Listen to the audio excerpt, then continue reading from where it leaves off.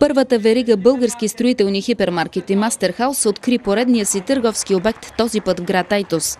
Управителят на Бушнаков ЕООД и собственик на веригата Мастерхаус Павел Бушнаков, заедно с кмета на града Васил Едрев, прерязаха лентата на новия магазин. В строителния хипермаркет, който е четвъртия от веригата след Бургас, Равда и Приморско, се предлагат над 40 000 артикула за ремонта и обзавеждането на дома и офиса. Реално могат да намерят всичко за ремонта, за обзавеждането, включая почвайки от основите на една къща до покрива, до домакински принадлежности, техника черна и бяла, декорации, машини, почти всичко. Един такъв магазин в града трябва да има. И много се радваме, че няма да пътуваме до Бургас.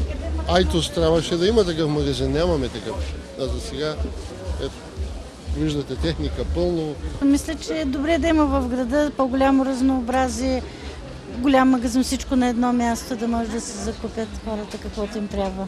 Това, на което ще заложи новооткритият български хипермаркет, са утвърдените вече като нарицание изгодни ценови предложения. Програми за редовни клиенти, богато разнообразие и високо качество на стоките, бързото и любезно обслужване, развита социална политика, коректност и постоянност.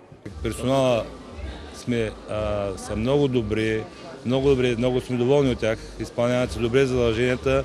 Естествено, че заплащането трябва да бъде добро и тези хора трябва всички да знаят и в България, че трябва винаги да се осигуряват на 100%. Както знаете, силата икономика това е в България, а те повярваха в нас и затова се стараха достатъчно много тук в Айтос да го подредим и виждат, че сме сериозна фирма и така мисля, че бъдещето ще е добро. Коректност, почтенност, честност.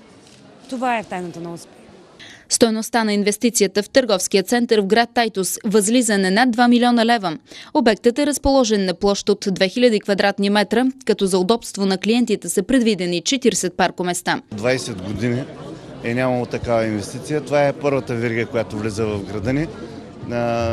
Изключително така е от значение за гражданите на града ни, тъй като само ще ви кажа, че в момента има 41 работни места открити от господин Бушнаков в Мастерхауса, които са само айтозли. Това ще рече, че 41 семейства имат осигурен някакъв доход.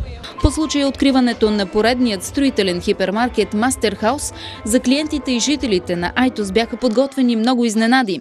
Томбола с подаръци, а за първите клиенти имаше и отстъпки. Концертът по случай откриването бе със специалното участие на певицата Ивана.